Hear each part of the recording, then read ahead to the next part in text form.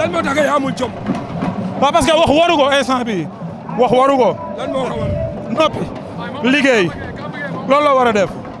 Gambie ci stade bi ba tey fayagul waaye le 18 mars incha allah rabbi loos bu damm sax xaj na si.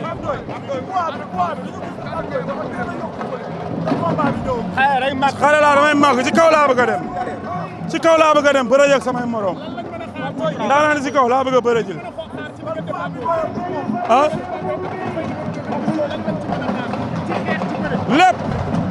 lépp incha allahu rabbi dinaa indi xeex dinaa indi bëre dinaa ànd ak samay mbokk ànd ak waa NCB ànd ak waa ASECNA ànd ak waa Thiaroye googu mu dëkk ndax ëppale wu ma ko dara ànd ak waa Guédiawaye ànd ak waa Touba waa Layène ñëpp maa ngi leen di woo si combat bi sëñ Saliou Lo samp mam lamp maa ngi koy woo si combat bi baax waa Abdou maa ngi koy woo si combat bi di sant sama yaay ak sama papa bu baax a baax a baax a baax di woo àdduna yëpp ñëpp képp ku ma woow rek soxna Xeyda Seck maa ngi lay woo sama grand aada Ndiaga Birahim